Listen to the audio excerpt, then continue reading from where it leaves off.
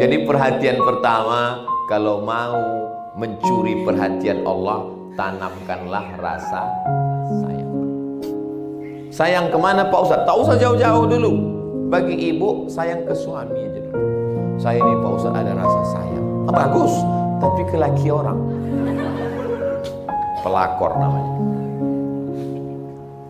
Rasa sayang di dalam hati itu kalau kita jaga, itulah yang sedang muncul hari ini dalam bentuk memberikan buka puasa pada orang yang berpuasa. Jadi kalau selama 9 hari ini ibu belum menyiapkan bukaan puasa lebih untuk orang lain, maka mulailah besok pagi, karena sore ini tak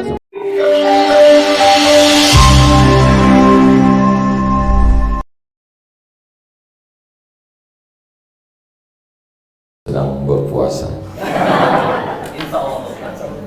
Alhamdulillah, wassalatu wassalamu ala rasulillah wa ala alihi wa sahbihi wa man tabi'ahu wa mawala. Yang sama-sama kita hormati Bapak Direktur Umum dan SDM BPJS Ketenagakerjaan, Bapak Abdurrahman. Lama juga saya menghafalnya itu tadi. Yang kedua adalah Bapak Kanwil BPJS Ketenagakerjaan Sumbakut, Bapak Hengki Rosidin. Nama beliau ini mudah diingat karena hibrid. Hengki itu dari barat, Rosidin itu dari Arab. Seperti acara kita siang ini. Ini kan hibrid ini. Ada yang live langsung, ada yang online. Tapi insya Allah pahalanya sama. Jadi yang langsung ini pahalanya sama dan surganya juga sama. Bukan berarti yang online ini surganya online juga. Lalu kemudian tak dapat saya sebut satu persatu, disapa semua keluarga besar BPJS Ketenagakerjaan. Yang besar tak dihimbau gelar, yang kecil tak disebut nama. Insya Allah semuanya dimuliakan Allah Subhanahu wa ta'ala. Itu jurus kalau kita tak bisa menyebutkan satu-satu.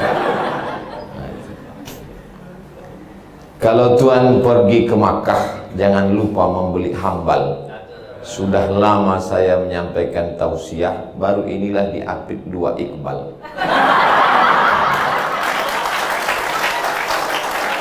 Karena yang di sebelah kiri pembawa acara kita Pak Iqbal, yang di sebelah kanan ini kakak kelas saya di Mesir, Ustadz Iqbal. Ustadz Iqbal Sauki Pulungan LC. Orang Medan kalau pergi umroh jangan lupa bersama trapel Ustadz Iqbal. Dan saya juga selama tausiah ini, kalau Tuhan pergi ke Madinah jangan lupa membawa kari. Sudah lama saya menyampaikan tausiah, baru inilah judulnya mencuri. Unik ya. Nah kan tadi saya waktu di hotel itu saya tanya, Bang Iqbal, ini kita ini mau kemana? Kita ke BPJS, kata dia. Apa judul temanya dikasih orang tuh? Entah mencuri apa tadi itu. Aku tengok dulu, kata dia. Aneh ini biasanya menuju ketakwaan, mendidik insan yang bertakwa, bagaimana menanamkan sifat takwa, bagaimana mewariskan takwa. Pokoknya Bapak Ibu saya yakin selama 9 malam kultum ini takwa terus. Baru inilah mencuri. Jadi rupanya kita ingat itu sesuatu, seseorang, tempat, sosok, ustadz, itu mudah kita ingat kalau dia mencuri perhatian. Saya lah, dalam sebulan saya 3 kali keluar. Pekan pertama, pekan ketiga, pekan keempat. Sekali keluar itu 4 hari. Jumat, Sabtu, Ahad, Senin. Tak boleh lebih. Kalau lebih disangka orang nanti buka cabang. Jadi dalam 4 hari itu saya ceramah 10 kali. Hari ini 2, besok 3, 2. Jadi 30 kali dalam sebulan saya ceramah. Manalah ingat-ingat saya itu. Jadi kadang kalau jumpa orang, ingat saya Ustaz sama saya. Mau dibilang tak ingat, dibilang sombong. Mau dibilang ingat, kita berdosa. Jadi Pak salah senyum aja saya. Ingat Ustaz sama saya, yang dulu mengundang Ustaz. Hehehe. Itulah jalan keluar. Tapi kalau tempat itu mencuri perhatian kita, itu ingat kita. Di antaranya di BPJS ini. Di sini ingat kita. Begitu banyaklah tempat ceramah Ustadz di Sumatera Utara ini. Dari Mandailing Natal sampai perbatasan Aceh sana di Langkat. Kenapalah BPJS ini yang Ustadz ingat? Karena judulnya inilah. Mencuri. Yaitu saya ini suka ikan. Suka kali saya ikan, akuarium, kolam. Itu BPJS ini ingat saya karena ada 2 kolam ikan nampak tadi. Akuarium di kantor. Ketahuan berarti ibu, ini banyak yang belum pernah masuk ke kantor Pak Kanwil. Ada akuarium. Menengok ikan itu kita lupa kita masalah dunia ini. Muncul masalah ikan. Jadi ada beberapa kantor yang saya ingat ikan. Satu lagi di kota paling jauh di dunia, namanya Ujung Pandang, Makassar. Nah, itu saya ada tausiah. Dari mulai bawah akuarium sampai ke atas. Sampai di meja bapak itu pun akuarium. Kecil. Lalu kemudian satu lagi di Bandung. Di Bandung pun begitu juga. Tausiah saya, dari mulai keliling itu karyawan tempat bekerja sampai masuk, tidak disiapkan akuarium. Paret kecil dibuatkan. Mengalir ikan. Saya tanya, ini konsep kantornya apa? Saya tanya. Kata dia, inilah Pak Ustadz, jannatin tajri min tahtihal anhar. Air sungai yang mengalir. Saya khawatirnya tahun depan saya kemari mengalir pula sungai-sungai. Turun ikan ini dari akuarium ke parit-parit di BPJS. Jadi begitu memang cara mencuri perhatian. Jadi maka jangan heran kalau banyak perempuan itu dia ingin mencuri perhatian suaminya. Kenapalah ibu ini asal minum jus bengkoang, asal minum jus bengkoang. Dia ingin mencuri perhatian suaminya biar mukanya putih. Jadi dipakainya. Kenapa tak pakai skincare? Kalau pakai skincare nih Pak Ustadz, yang putih muka awak aja. Muka putih, tangan hitam. Kata lakinya, kau ini orang apa sapi? Gitu. Kunci mendengar ceramah saya ini, ibu, bapak, satu, jangan tersinggung. Mana tahu, macam menyindir aku Ustaz. Tapi kadang ada orang ini begitu. Pas dengarnya itu, saya terus terang, saya tak termasuk Ustaz yang suka menyindir-nyindir. Nah, itu bukan tipe saya. Saya orangnya to the point. Kalau bahasa kampung kita, simbah daun nampak buah. Apalagi kalau saya ke Sumatera Utara ini, memang tak ada main pilih-pilih kata, tak ada, langsung aja. Karena memang orang Sumatera Utara ini tak suka berpoles-poles, lemah lembut, lemah gemulai, tak suka. Dia suka ustadz yang berapi-api. Malah kalau lembut, ini ustadz ini bencong, jangan-jangan. Jadi mencuri perhatian. Seorang suami pun begitu juga. Dia tahu istrinya ini sukalah, maka dicarinya apalah perhatian yang paling bagus. Maka kalau kepada manusia begitu, kepada Allah pun begitu juga. Bagaimana mencuri perhatian Allah subhanahu wa ta'ala. Allah itu sifatnya yang pertama dari namanya kita tahu. Bismillahirrahmanirrahim. Sayang. Maka kalau kita mau mencuri perhatian Allah, kita ambil sifat Allah yang satu itu, sayang. Jadi kalau kita sayang, Allah langsung perhatian tertuju ke kita. Walaupun kita penjahat. Maka ibu, bapak tentu ingat tentang hadis, mohon maaf, beribu maaf. Seorang pezina, bukan sekedar zina, cari makannya dari zina, WTS. Tapi perhatian Allah tertuju ke dia. Gara-gara apa? Dicurinya sifat sayang Allah itu. Sampai akhirnya suatu hari dia pergi jalan-jalan. Minum dia di tepi sumur. Pas dia minum itu nampaknya seekor anjing menjulurkan lidah kehausan. Diambilnya sepatu botnya karena tidak ada timba. Diambilnya sepatu botnya, diambilkannya air itu, diberikannya minum ke seekor anjing. Hadis ini diriwayatkan Nabi SAW dari Bani Israel. Cerita ini tentang orang zaman dulu, bukan umat Nabi Muhammad. Kata Nabi, diampunkan Allah dosa WTS itu karena ada rasa sayang dalam hatinya. Tapi jangan cerita ini dipotong, besok beli anjing semua.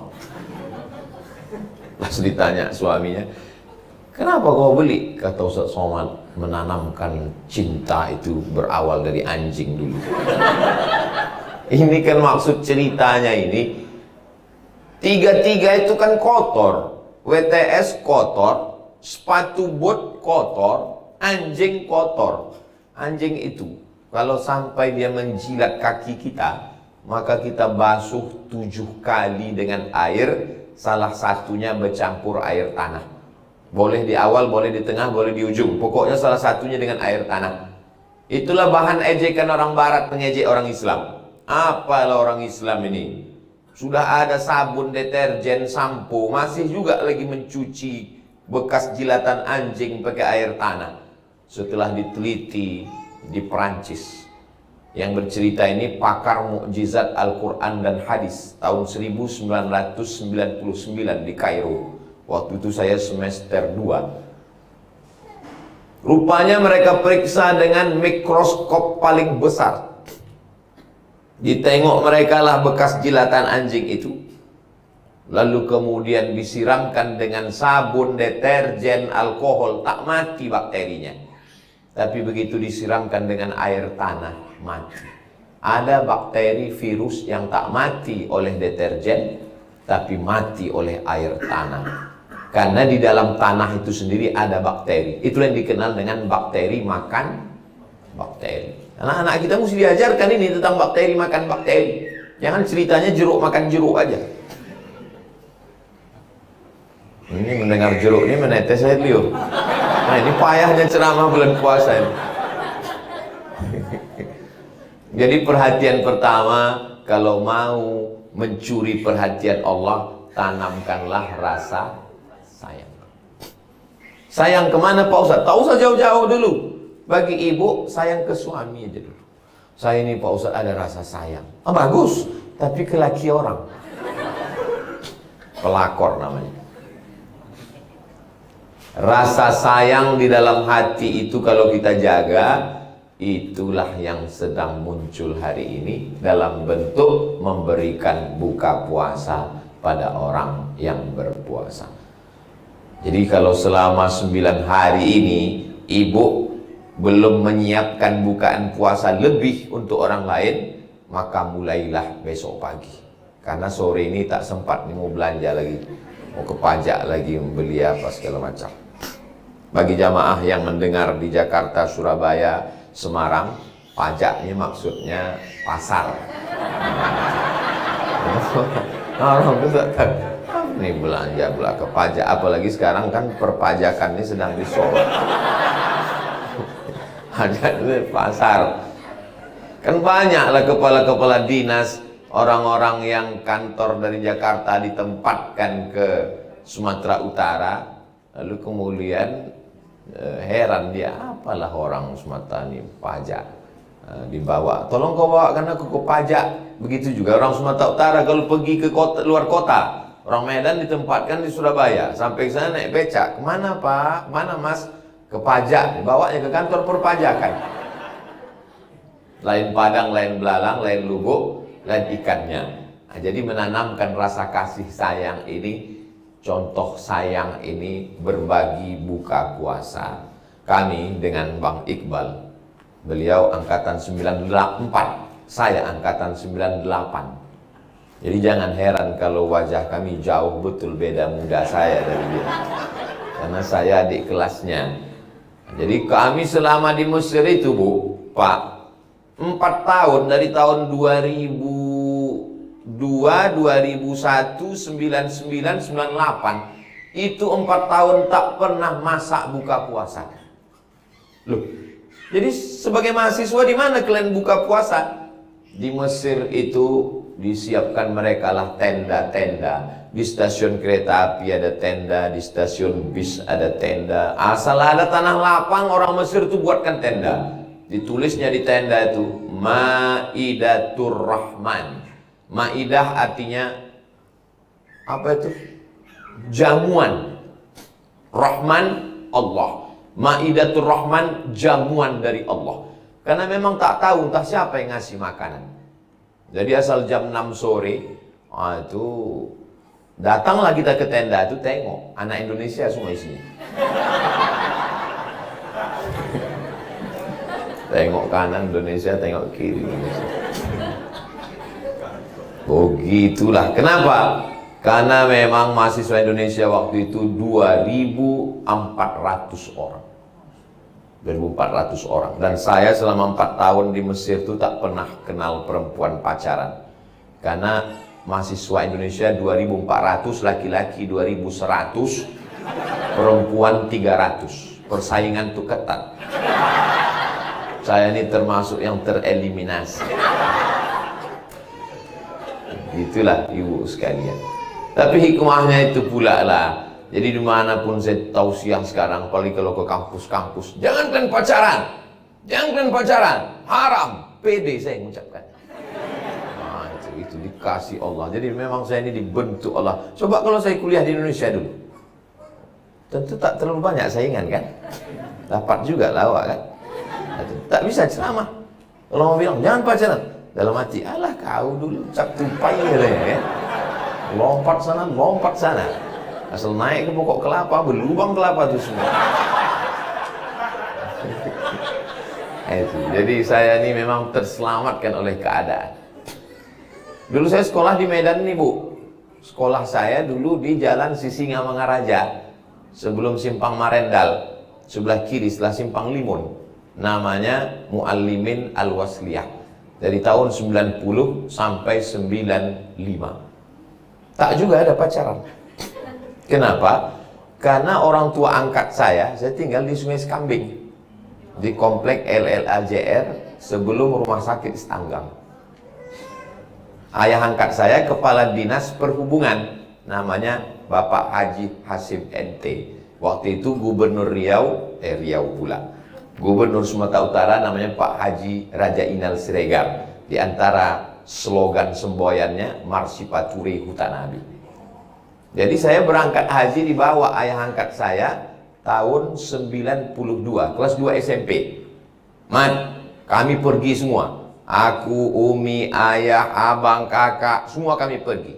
Kau berani kau di rumah ni sendirian? Kami ke Makkah. Oh, aku takut. Wow, tahu saya ini tujuannya ke Makkah ini.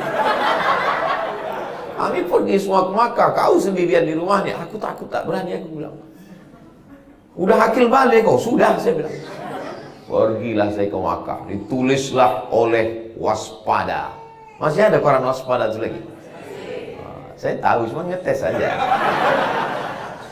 Jamaah haji termuda Sumatera Utara, Abdul Somad. Jadi saya ini dari dulu udah viral. Wah. Simpan koran itu, gunting lah koran itu.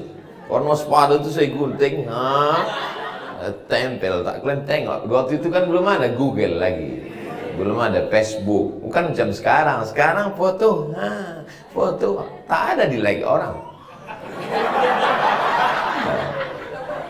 Jadi balik haji kelas 2 SMP, takut semua cewek-cewek itu dekat. Kenapa? Pak Haji. Jadi saya ini memang udah dibentuk Allah, situasinya itu memang mencekam. Sampai akhirnya pulang kuliah LCMA, lagi cemas mencari anak gadis. Tapi dulu, sekarang tidak lagi. Jadi tanamkan rasa sayang dalam hati, itulah akan turun perhatian Allah Subhanahu wa ta'ala. Dan saya ini termasuk orang yang sayang. Sayang kepada anak, sayang kepada keluarga. Kata Nabi, khairukum, orang yang paling baik di antara kamu, khairukum li ahli, orang yang paling baik lembut hatinya. walaupun tahajudnya tak banyak, walaupun tarawihnya tak banyak, walaupun zikirnya tak banyak, walaupun baca Qur'annya tak banyak. Saya tahu dalam hati jamaah, gua banget. Aku lah nih Pak Ustaz. Aku tarawihku tak banyak kan. Masjid sana 23, masjid sana 11, aku 2 rakaat. Walaupun baca Qur'annya tak banyak. Oh, betul ini, betul ini. Biniku udah 9 juz Pak Ustaz. Aku 9 ayat terluku. Yang penting ada rasa sayang kita dalam hati. Jadi waktu Nabi memeluk cucunya itu, anaknya namanya Fatimah, menantunya namanya Husain. Dulu saya asal nyebut nama Fatimah, ingat anak Nabi itu. Sekarang asal nyebut Fatimah, ingat bini di rumah. Nama anak Nabi ini namanya Fatimah. Nama anak Fatimah ini Hasan dan Husain. Diciumnya lah Hasan Husain. Ada satu orang Arab Badui di samping dia, namanya Habis bin Aqra namanya.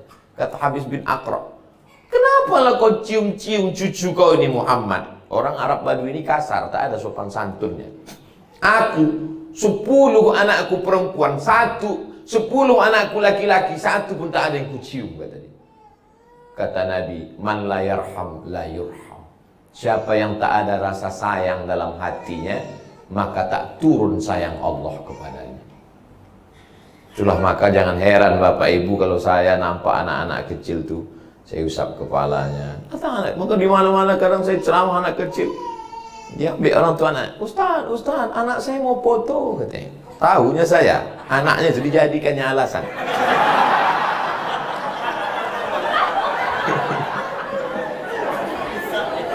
Sampai sekarang tak pernah saya ceramah karena marah menengok anak kecil, tak pernah.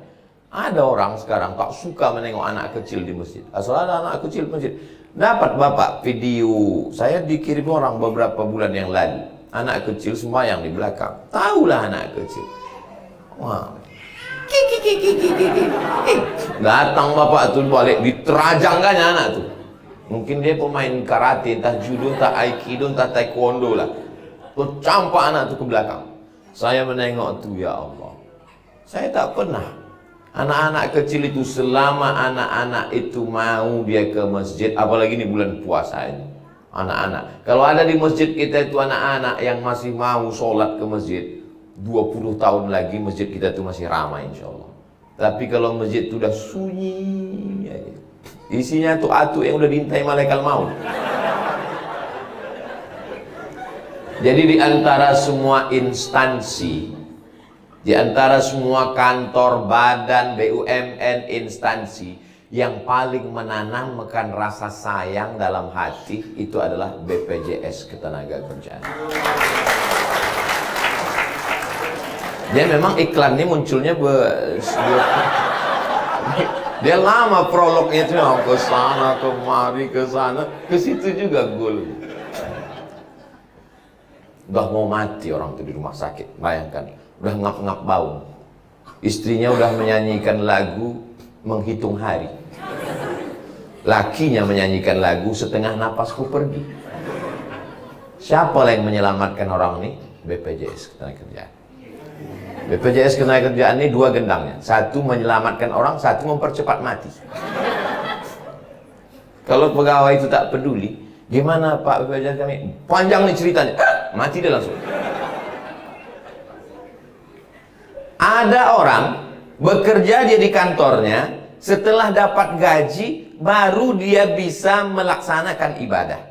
Setelah dapat duit dia di tempat kerjanya itu, pulang ke rumah baru bisa dia beribadah. Orang BPJS Ketenagakerjaan enggak. Dengan pekerjaannya itu dia bisa beribadah. Sambil bekerja, makanya muncul istilah sambil menyelam minum air, maka gembung masuk angin. Sambil bekerja itu dia bisa dapat. Makanya aku sampaikan kepada ibu-ibu di seluruh Indonesia yang suaminya bekerja di BPJS Ketenagakerjaan, kalau laki kalian itu agak lambat pulang dari kantor, dia sedang beribadah.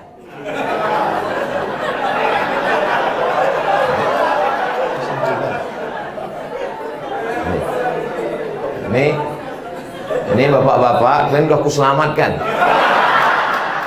Udah aku selamatkan begini di siang Ramadan ini, masih juga lagi kalian kena repet, kena hamuk.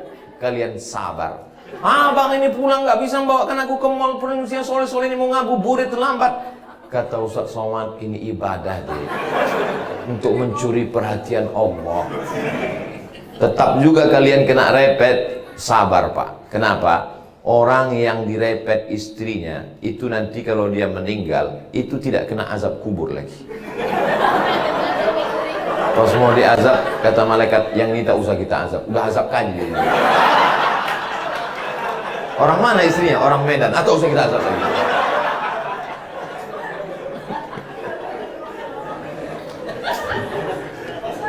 Tadi saya menduga bahwa tausiah di Ramadan ini kan kadang saya bilang sama Ustadz Iqbal, kalau Bang nanti pas menyusun jadwal, tolong jangan ada ceramah menjelang berbuka.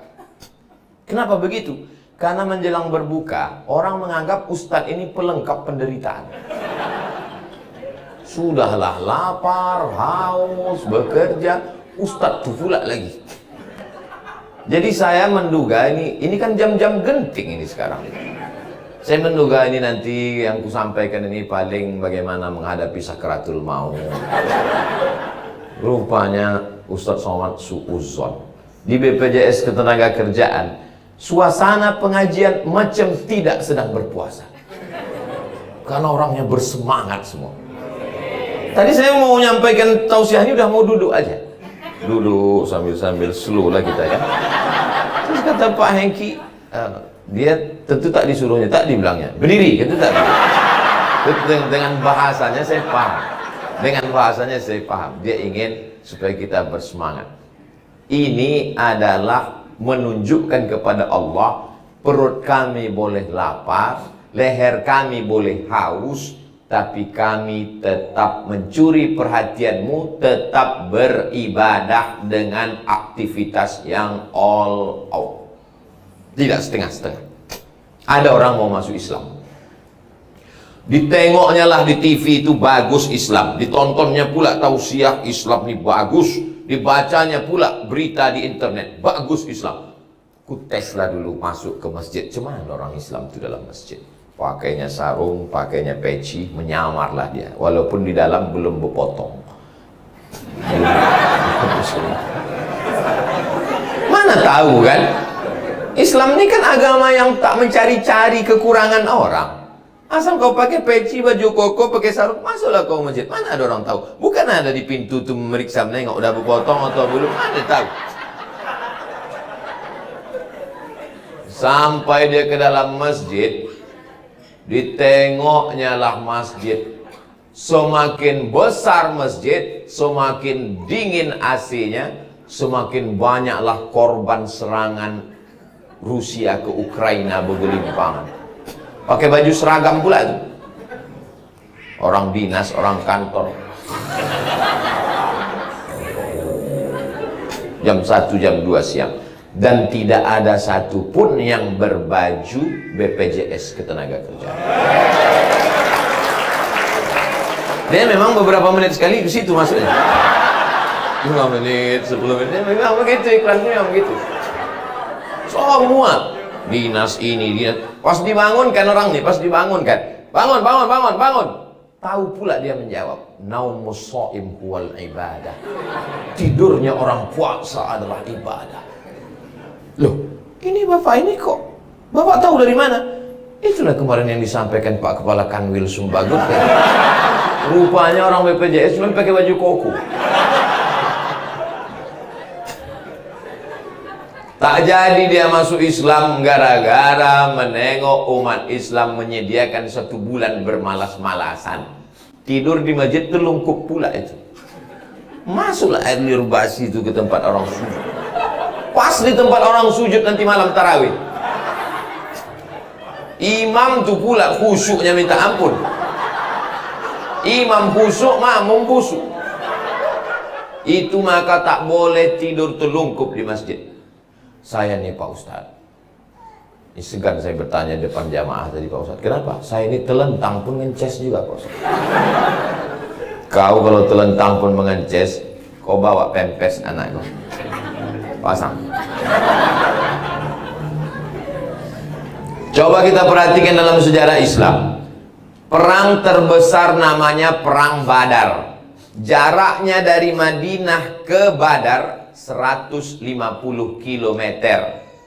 Kapan terjadi Perang Badar? Hari Jumat tanggal 17 Ramadan. Bulan Ramadan perang. Tak ada Nabi mengatakan, sahabat, kita santai-santai dulu. Kalau santai-santai, nanti habis halal bihalal baru kita gas. Tak ada. 17 Ramadan. Bapak yang pernah naik kuda tahu macam mana naik kuda. Yang belum bisa naik kuda, naik odong-odong aja dulu. Alah, Ustaz ni macam pernah aja naik kuda. Kalian tengoklah semana gagahnya aku di Facebook tu naik kuda. Fotonya aja, diedit orang tu. Kuda tu dipegang 3 orang tu megang. Ustaz, ambil Ustaz. Naik kuda. Ada kota di Mesir namanya, waktu datanglah serangan Israel ke Mesir, datang pasukan dipimpin presiden namanya Anwar Sadat yang mati tertembak. Itu Mesir itu mengusir pasukan Israel sampai ke provinsi namanya Ismailiyah. Terjadi perang itu, diabadikan nama kota di Mesir. Nama kotanya Ashir min Ramadan. Bahasa Inggrisnya 10 of Ramadan. Tanggal 10 Ramadan Islam mengusir Israel. Negara Kesatuan Republik Indonesia memproklamasikan Presiden Insinyur Soekarno-Hatta pada tanggal 17 Agustus 1945 bertepatan dengan bulan suci Ramadan. Banyak anak cucu kita tak tahu karena memang judul lagunya 17 Agustus tahun 45. Mestinya ada backing vokal di belakang, Ramadan, Ramadan. Tapi ada juga untungnya kemerdekaan kita itu tidak diperingati di bulan Ramadan, diperingati 17 Agustus. Karena kalau diperingati bulan Ramadan, gimana kita panjat pinang?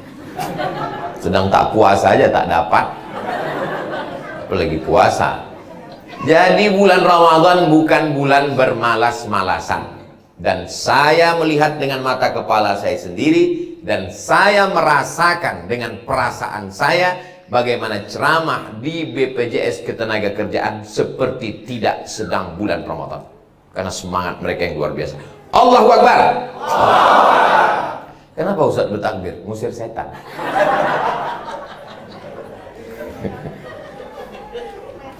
Jadi kalau mau mencuri perhatian Allah, yang pertama sayang. Jangan sampai karyawan, driver, security, babysitter meleleh air mata tengah malam karena gaji tak turun-turun. Kenapa lah ibu tu tak menggaji babysitter, karyawan, driver, cleaning service? Gara-gara jilbab dia pun belum lunas. Apa yang terjadi? Berapa banyak orang tak peduli sama orang lain. Ittaqu da'watal mazlum. Hati-hati sama doa orang teraniaya. Makanya saya ceramah tak pernah lebih dari 60 menit. Kenapa? Lebih dari 60 menit itu menganiaya orang. Banyak orang teraniaya. Ustaz kok tahu? Oh, saya kan tak selamanya ceramah. Saya sering juga mendengarkan ceramah. Dalam sebulan saya tidak selamanya khutbah. Ada satu saya kosongkan untuk mendengar khutbah. Cuman rasanya Pak Ustaz lebih berat daripada khutbah. Selama khutbah belum pernah saya mengantuk. Tapi pas mendengarkan khutbah, berat. Bebayang Ustaz itu nampak. Kita tak tahu psikologis orang sholat Jumat itu kalau kita khutbah terus. Makanya jangan heran kalau saya khutbah tuh badan saya ke kanan ke kiri, suara saya menggelegar. Kenapa? Saya tengok mana yang paling mengantuk, disitulah saya gas. Kok begini dia kadang menaik, disitulah saya gas. Palestina gitu. Kenapa? Kalau bahasa orang Medannya, I was there. Aku pernah berada pada posisimu, guys. Makanya orang yang pernah susah, orang yang pernah sulit, orang yang pernah lapar, itulah yang bisa merasakan lapar. Seminar internasional membahas kelaparan, panitianya kenyang, pembawa acaranya kenyang, narasumbernya kenyang, tidak akan melahirkan apa-apa, karena lapar tidak bisa dideskripsikan dengan kata. Lapar adalah rasa, kata terlalu miskin untuk mewakili rasa. Boleh untuk posting besok pagi. Hanya orang putus asa, patah hati, cinta ditolaklah yang lembut hatinya berkeping karena dia pernah merasakan itu. Dari bunyi Ustaz ini macam pernah merasakan. Nah, jadi lapar itu tak bisa. Cobalah cari orang yang tak pernah puasa. Tolong ceritakan tentang lapar. Lapar menurut etimologi, lapar menurut terminologi, lapar menurut pakar gizi, lapar. Tak ada itu. Bohong semuanya. Kalau mau lapar, laksanakan. Makan sahur. Cobalah tengok saudara-saudara kita yang ingin merasakan lapar. Dia tak masuk Islam. Macam mana lapar itu? Ikut dia makan sahur, ikut dia berbuka. Cuma rasanya, mau lilit usus tuah, kata dia. Lapar. Makanya kalau lapar menyentuh lambung, beda dengan lapar menyentuh jantung. Kalau lapar hanya menyentuh lambung, tinggi nasi membumbung. Tapi kalau lapar menyentuh jantung, ringan tangan berbagi. Kalau lapar menyentuh hati, ringan tangan berbagi. Kalau lapar menyentuh lambung, nasi tinggi membumbung. Ini pun boleh juga untuk update status. Habis waktu. Cepat betul di BPJS tenaga kerjaan ini. Kadang ibu bapak, bagi yang pernah memberikan motivasi, motivator, penceramah, ustadz, itu tahu dia. Itu walaupun 60 menit, kita tak sama rasanya ceramah di satu tempat dengan tempat lain. Kadang kita di satu tempat itu lama, macam tak bergerak-gerak jarum jam. Tapi ada di satu tempat itu cair aja, mengalir aja. Itulah yang sedang saya rasakan di BPJS. Cair aja, mengalir. Kadang di tempat lain, ya Allah, hadis sudah habis, ayat sudah habis, berputar-putar cerita itu kadang lama. Selesai acara itu saya bilang ke jamaah, tadi saya ceramah itu rasa saya lama betul. Kata mereka, kami yang mendengar lebih lama lagi. Tapi di BPJS Ketenagakerjaan nih, Masya Allah, kuncinya kalau mau mencari perhatian Allah, tanamkan rasa sayang. Saya kalau membeli tak pernah saya tawar. Makanya almarhumah mak saya kalau belanja ke pajak, saya disuruhnya pinggir jalan. Mak, ku ikut geram, kau tak usah ikut. Dia tahu, karena kalau saya nanti membeli, saya bayar aja. Saya bilang, mak jangan tawar. Anak dia mau sekolah, bininya mau hari raya. Kita tawar, sakit jantung dia. Kapanlah lagi kita membahagiakan dia? Oh, kok begitu matilah kita, kata mak saya. Saya jalan di Mesir. Di Mesir waktu itu belum ada duit, masih mahasiswa, hidup dari subsidi dari beasiswa. Datanglah anak kecil belakang menawarkan bunga. Mahasiswa mana ada duit? Ada duit, saya beli. Tak sampai hati saya menengok. Jadi saya kalau orang tak kenal, dibilangnya Ustadz itu orangnya keras. Suara saya aja keras, hati saya ini lembut. Tak sampai hati saya menengok orang. Makanya yang mengatur jadwal di Medan ini tak saya. Karena kalau semua orang Medan buat, Ustadz bisa ke musola kami? Bisa. Bisa ke kantor kami? Bisa. Saya ini orang yang tak bisa menolak. Makanya saya kasih jadwal itu ke Ustadz Iqbal. Nah, jadi kalau ada yang menolak, itu dia yang menolak, bukan saya. Gitu juga kalau ada orang mau datang ke rumah, saya tak jawab, saya kasih sama ustazah. Nah, ustazah tolong orang. Itu juga tentang Instagram, YouTube, FB, itu saya tak tahu passwordnya. Karena kalau saya tahu, saya ini orangnya tak bisa menolak. Berapa banyak komen di situ, Ustadz jadikan aku yang kedua, kata dia. Gimana saya mau nolaknya? Orangnya banyak coba, Ustadz buka DM saya ya, biar DM saya ya, gitu. Mana saya berani menolaknya? Tolong untuk yang ini nanti diedit baru diupload. Ini takutnya Ustadz ini tak kena azab kubur.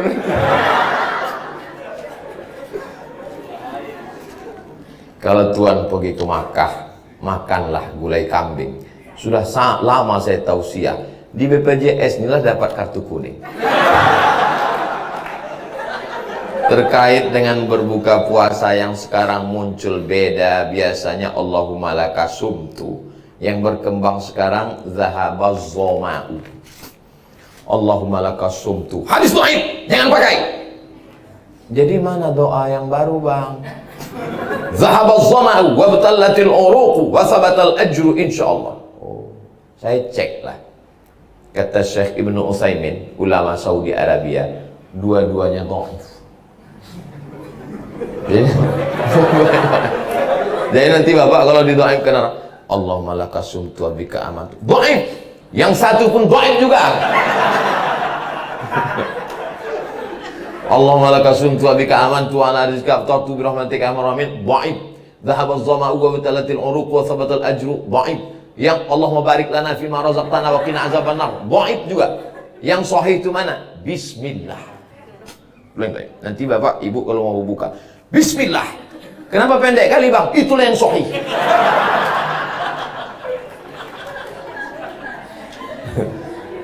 Ajma'al ulama, kata Imam Nawawi, ajma'al ulama ala jawazil amal bil haditsid dhaif. Ulama ijma' konsensus sepakat boleh beramal dengan hadis dhaif. Silakan beramal dengan hadis dhaif. Nanti ada motivator. Utlubil ilma walau bisin. Tututlah ilmu walau ke negeri Cina. Dhaif. Apa salahnya?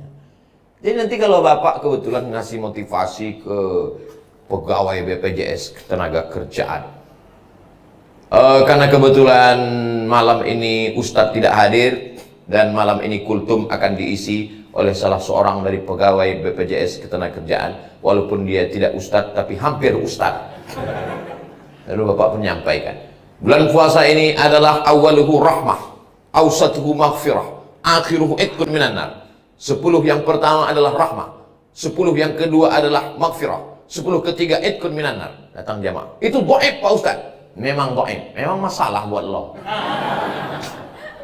Jadi yang dhaif ini tak masalah kalau cukup 5 syarat. Yang pertama, bukan masalah halal haram. Yang kedua, bukan masalah akidah. Yang ketiga, tak ada periwayatnya yang kazab, penipu, pembohong. Yang keempat, masih bernaung di bawah dalil sahih. Yang kelima, untuk motivasi beramal tak bermasalah. Jadi biar supaya selamat kita jangan dikritik orang, gimana Pak Ustaz? Tak usah kuatkan doanya. Mana tahu dia? Karena ada orang baru-baru ngaji, sedang semangat-semangatnya. Kebetulan Ustadznya ceramah waktu itu, yang kuat adalah dhahab az-zama'u wabtalatil uruq. Datang pula ibu mencari gara-gara. Allahumma laka sumtu. Inilah yang mau bantai ini, kata dia. Macam orang baru masuk silat, baru tahu 2 jurus kan mau bersilat aja bawaannya. Macam tentara baru palang pintu. Kalau udah jenderal, kalem aja dia itu. Ditantang orang, berani kau sama aku? Diam aja. Paling sabutnya pistol, mati. Jelas Bu ya? Kenapa Ustadz tadi pas nanya jelas tuh ke ibu-ibu? Karena biasanya banyak yang tak jelas nih di ibu-ibu. Kecuali di BPJS Ketenagakerjaan. Sini ibu-ibu ini jelas semua. Ustadz Somad yang disayangi Allah, so sweet. Kalau di tempat lain, pertanyaan tuh tulis tangan, kadang di kardus penutup botol, kardus-kardus tempat minuman. Tapi di BPJS Ketenagakerjaan diketik, di print, digunting pula lagi. Mana adanya di kantor lain? Kalau dipuji orang, Allahu Akbar. Karena kalau kita tidak membesarkan Allah, mengembang lubang hidung kita. Saya kalau dipuji orang kan gitu. Masya Allah Ustadz ini Ustadz yang masih muda dan luar biasa. Terasa itu udah mulai agak membesar. Allahu Akbar. Gitu ya. Ibu pun gitu juga kalau dipuji orang. Ibu anaknya cantik ya. Langsung cepat. Alhamdulillah. Allahu Akbar. Masya Allah. Tabarakallah. Jangan langsung. Anak ibunya cantik ya. Siapa dulu mama? Habis lah kita. Gitu kalau dipuji orang. Berawal di awal Ramadan ini, saya mendengar lagu Chrisye. Jika surga tak pernah ada, masihkah kau mau bersujud padanya? Ada lagu Chrisye, ada juga lagu viral orang Aceh.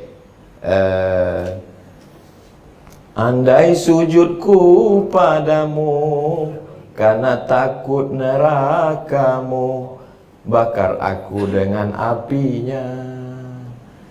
Andai ku sujud padamu, karena inginkan surgamu, palingkan aku darinya. Lupa pula saya.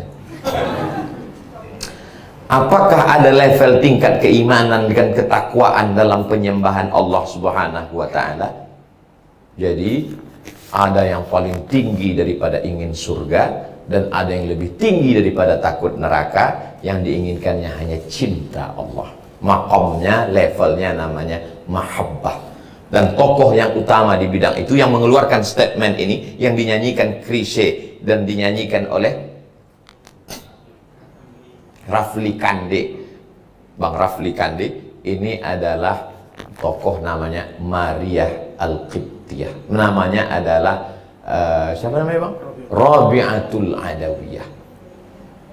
Rabi'atul Adawiyah diabadikan namanya di Kairo sebagai sebuah nama masjid, Masjid Rabi'ah Al-Adawiyah. Panjang umur, sehat badan, umroh kita dan singgah di masjid ini insyaallah. Ongkos tanggung masing-masing. Pak Ustadz, saya ini masuk berpuasa masih ingin dapat surga, boleh? Boleh.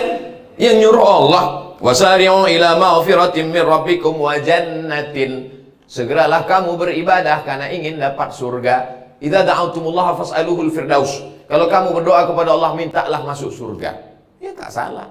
Jadi kalau ada orang masuk minta, ya Allah, aku minta surga. Aku sudah tak berharap lagi pada surga Allah.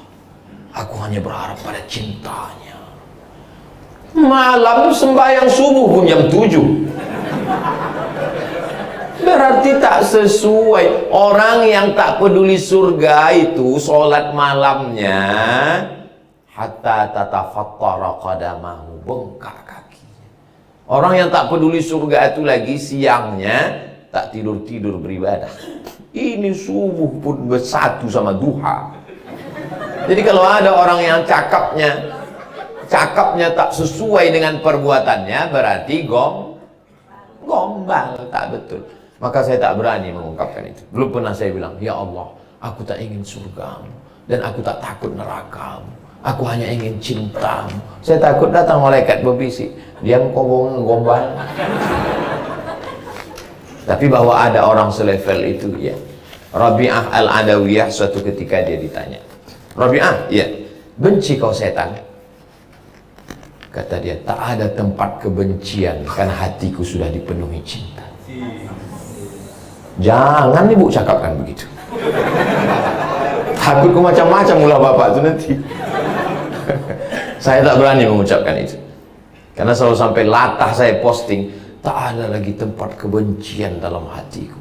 Karena hatiku sudah dipenuhi oleh cinta. Tiba-tiba mengulah jamaah, mengamuk kita. Pas mengamuk, apa kata jamaah? Berarti nggak ada setan, ustaz lah setannya. Kena gitu langsung. Dari DYU, memang mesti menulis begitu nama, tak boleh sebut, menjaga kode etik jurnalistik. Apa hukumnya suami menyembunyikan uang gajinya?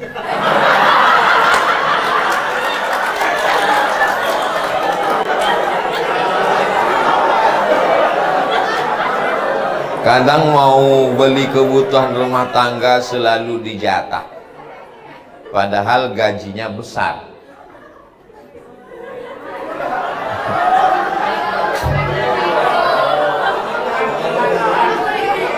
Ini pertanyaan ini datang dari pemain naturalisasi.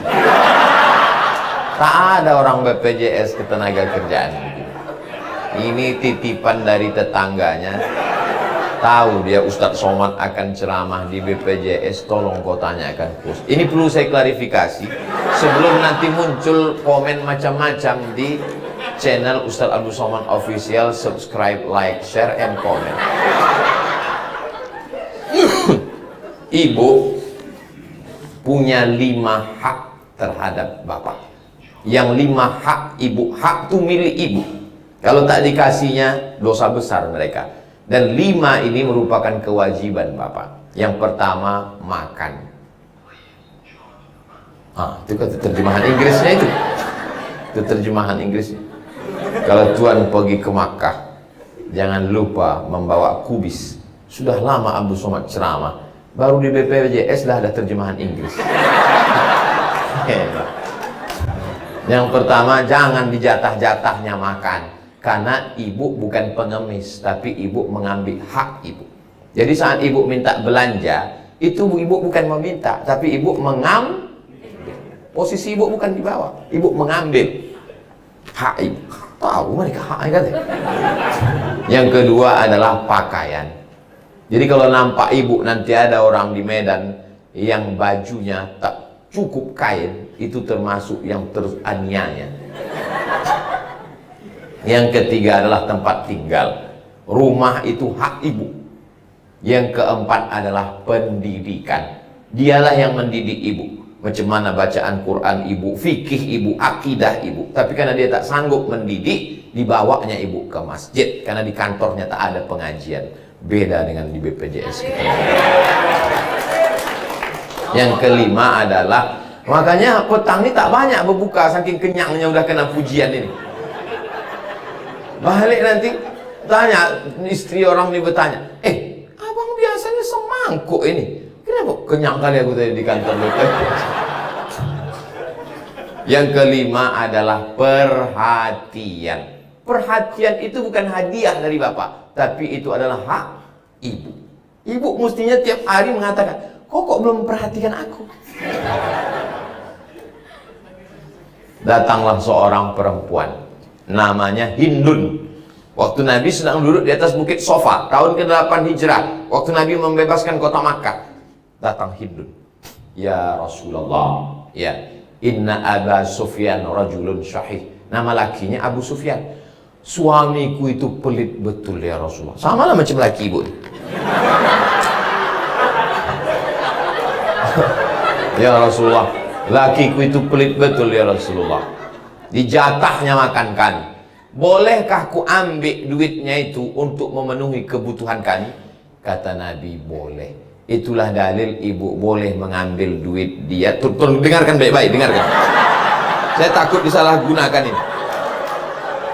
Itulah dalil istri boleh mengambil duit lakinya selama standar urf. Wa ashiruhun nabil ma'ruf. Urf maksudnya tak sama antara kita di Medan dengan di Papua. Kira-kira kalau di Medan ini standar, jangan pula makan orang kaya, jangan pula makan orang terlalu susah. Yang pertengahan berapalah agak-agaknya sebulan. Kalau standar orang Medan sebulan 5 juta, laki mengasih 500.000, maka ibu boleh mengambil 4,5 juta. Ku tengok makin cerah wajah.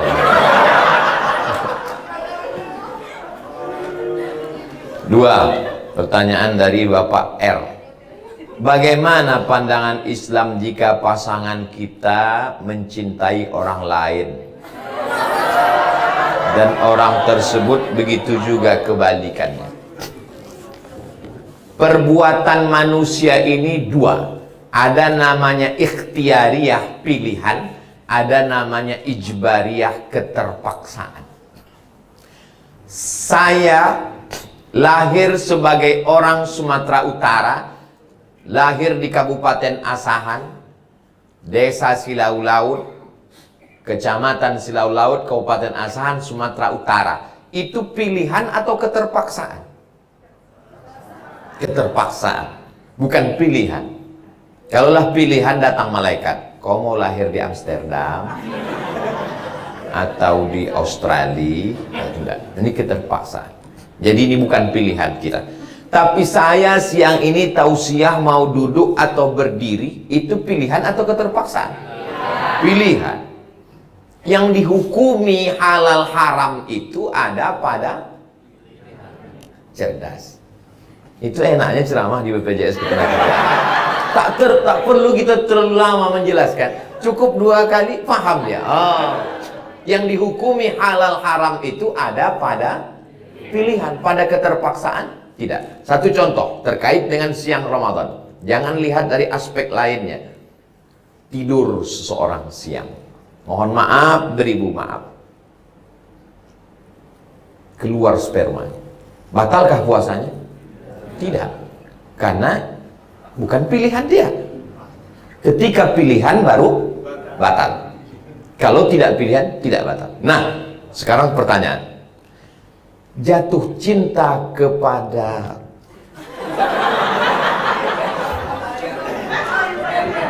pasangan kita, mencintai orang lain. Ibu, acara bukber, buka bersama, reuni SMA. Pas sedang mau menyendok kolak tadi, nampaklah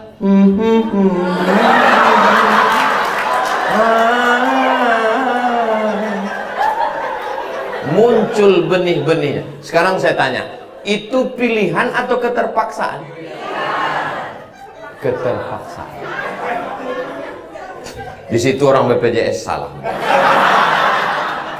Jatuh cinta itu keterpaksaan.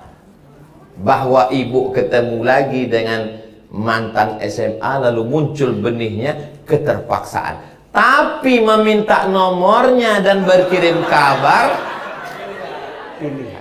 Yang dihukumi itu pilihan atau keterpaksaan? Jelas? Makanya kadang ada orang bertanya, itu bini kau? Iya. Tapi kau ganteng, kaya, kenapa? Ini keterpaksaan. Karena jatuh cinta itu kita tak bisa memaksa orang untuk cinta dan untuk benci. Saya tak akan paksa anak saya untuk nikah dengan orang pilihan saya. Begitu juga dengan keponakan saya. Saya akan tanya dia, kau suka sama siapa? Asal jangan kau buat dosa, akan kunikahkan engkau. Karena cinta tak dapat dibeli dengan uang. Saya ini orang tua yang romantis.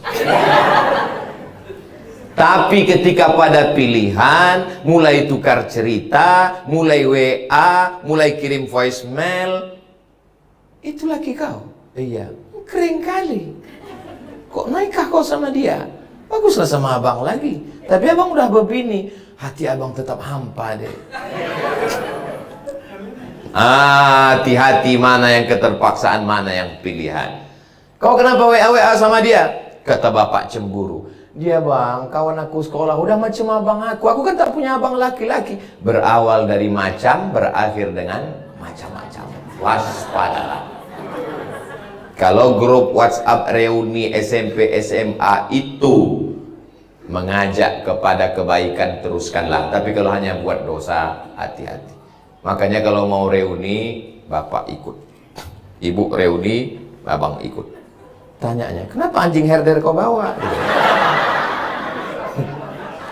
Hati-hati. Ini zaman luar biasa.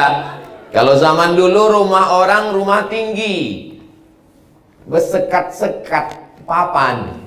Kalau mau tahu laki-laki datang, ditusuknya lidi. Itu kalau ada lidi naik, itu miss call itu. Zaman dulu. Zaman dulu begitulah susahnya laki-laki mau kenal perempuan. Zaman sekarang cukup cari namanya di FB, ya. Enter, tengok foto dia muncul. Tanya, hai. Janjian, ngomong, ketemuan, terjadilah apa yang terjadi. Saya doakan semua pegawai BPJS Ketenagakerjaan dijaga Allah hatinya semuanya. Inilah momennya malam sholat tahajud bersama, duduk makan sahur bersama, baca Quran menjelang berbuka bersama. Karena hati ini yang bisa menjaganya hanya Allah. Mudah-mudahan Allah menjaga hati ibu dan bapak semua. Khawatir betul saya dengan pertanyaan. Ketiga, pertanyaan dari N.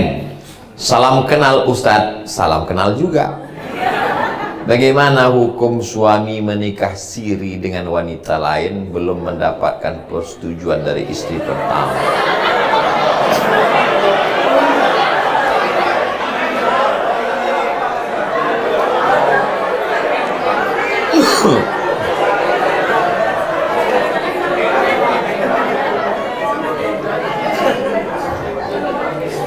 Ibu, bapak mau jawaban menurut hukum fikih Islam atau menurut hukum kompilasi hukum Islam Indonesia?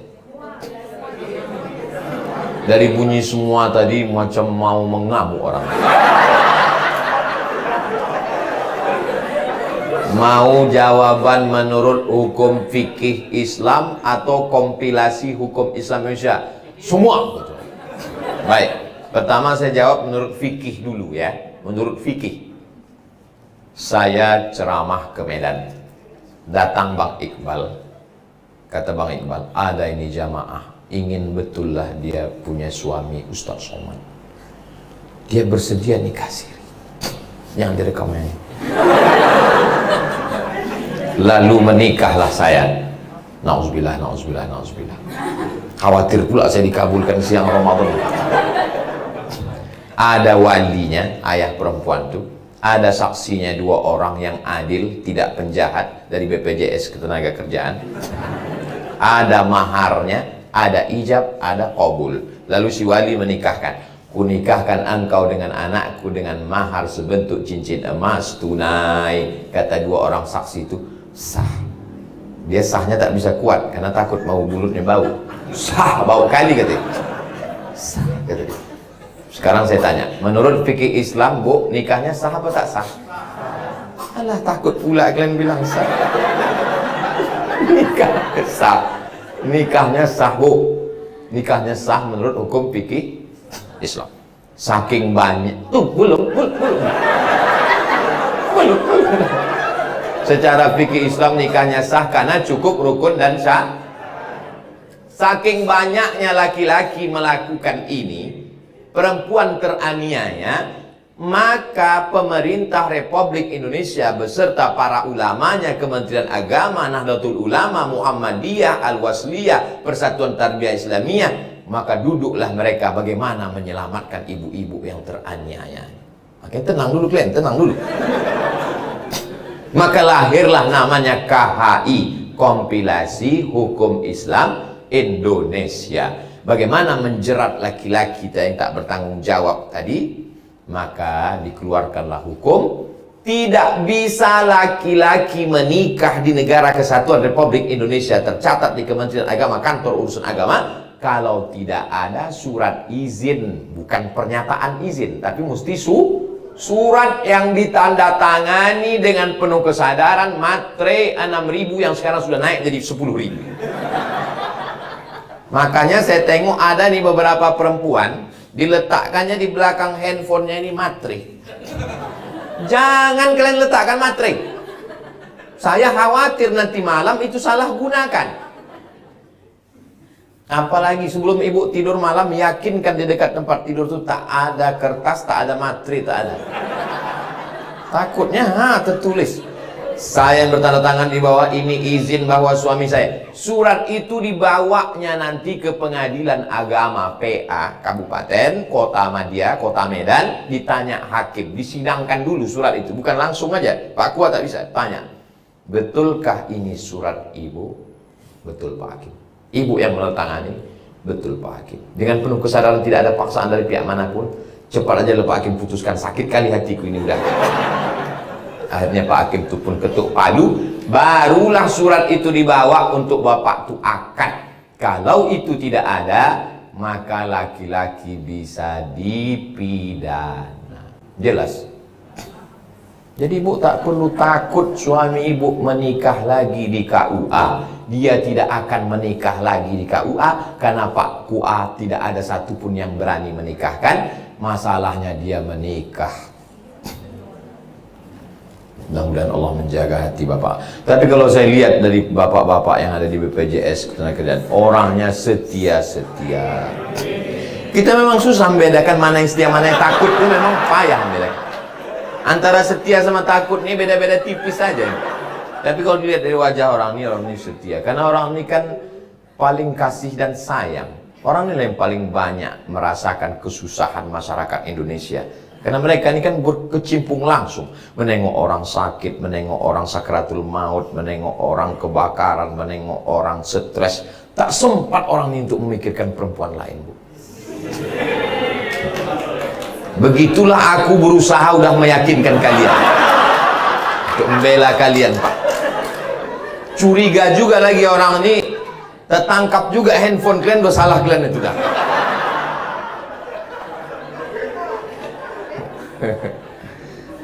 Jadi insya Allah ibu ada usaha dan ikhtiar, tapi ada yang lebih hebat daripada usaha. Jadi kalau ada ibu yang jilbabnya bagus, pakai bedak bagus, pakai lipstik bagus, saya husnuzon itu bukan untuk laki orang, tapi untuk lakinya, supaya lakinya tak berpindah ke lain hati. Husnuzon saya. Tapi banyak juga perempuan ini kadang di rumahnya macam mak lampir. Pas keluar rumah baru dia. Tapi insya Allah di rumah ibu bagus-bagus. Begitu pulang bapak tuh, belum lagi dia masuk ke rumah, baru di pintu gerbang udah diciumnya minyak wangi ibu.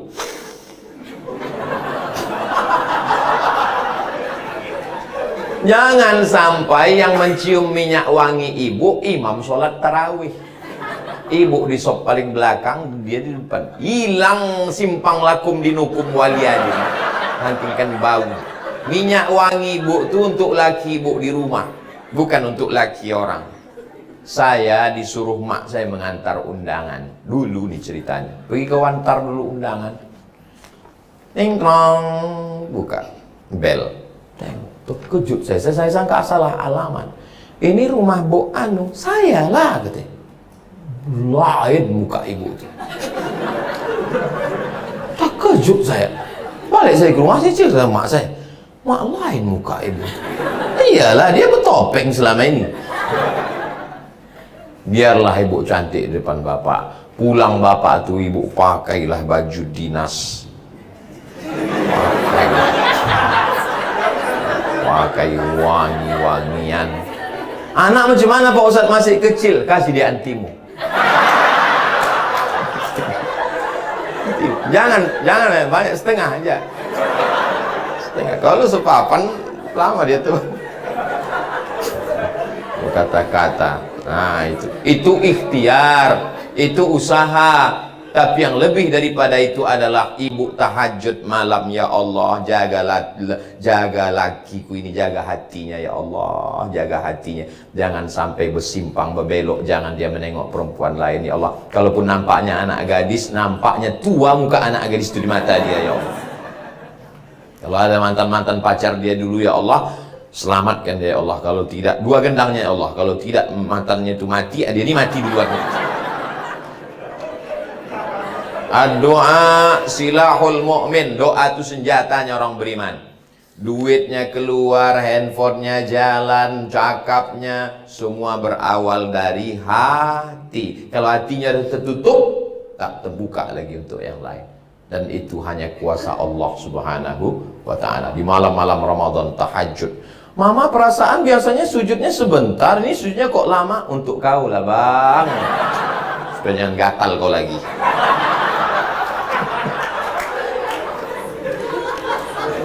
Bapak pun janganlah pancing-pancing dia, Pak. Ada satu perempuan yang tak bisa bercanda. Dalam masalah lain dia bisa bercanda. Masalah baju dia bisa bercanda. Tapi dalam masalah perempuan tak bisa bercanda. Jangan pernah Bapak bilang, abang kok lambat pulang?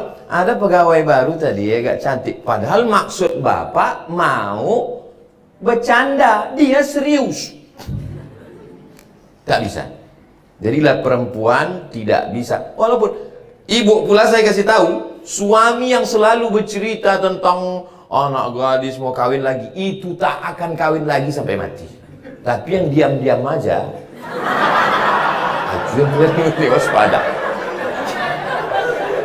Laki yang selalu bilang aku gini, itu tidak ada itu. Mulutnya aja itu, hatinya lebih parah daripada itu lagi. Masya Allah, BPJS Ketenagakerjaan ini berceramah menjawab pertanyaan luar biasa. Mudah-mudahan pertemuan kita ini bernilai amal soleh. Jadi bagaimana cara memancing perhatian Allah tuh Pak Ustadz? Tanamkan rasa sayang, rasa berbagi, sayang kepada anak istri, bawa dia ke jalan Allah. Sayang kepada diri, banyakkan khatam Quran. Sayang kepada mata, bangun malam tahajud. Sayang kepada keluarga, bawa mereka sholat berjamaah. Rasa sayang inilah yang membuat kita bisa, kata Nabi, almar'u ma'aman ahab, orang akan bersama dengan siapa yang dia sayang. Saya yakin dan percaya, saya akan bersama nanti di surga bersama keluarga besar BPJS Ketenagakerjaan. Kenapa? Karena kita saling sayang karena la ilaha illallah Muhammadur. Sayang karena hartanya hilang, kita jadi benci. Sayang karena kuasanya, dia ditangkap KPK, kita jadi benci. Sayang karena rupanya, mukanya berubah, kita jadi benci. Sayang karena viralnya, dia tak viral lagi, kita jadi benci. Tapi kalau sayang karena Allah, itulah yang membuat kita akan bersama sampai ke surga insyaallah. Amin ya rabbal alamin. Itulah yang dapat saya sampaikan. Saya ingin berlama-lama dengan ibu dan bapak di BPJS Ketenagakerjaan, baik yang ada di rumah, di kantor, yang hibrid, yang berada melalui online, yang melalui aplikasi Zoom dimanapun berada. Tapi rupanya waktu juga yang memisahkan kita. Jangan kemana-mana, kita lanjutkan setelah yang satu ini. Nah, kalau di TV-TV begitu, tapi karena kita live langsung di akhir majelis, mari kita sama berdoa kepada Allah. Mudah-mudahan hati kita ini selalu dijaga Allah SWT. Ala hadhihi niat, untuk niat yang baik-baik. Al-Fatihah.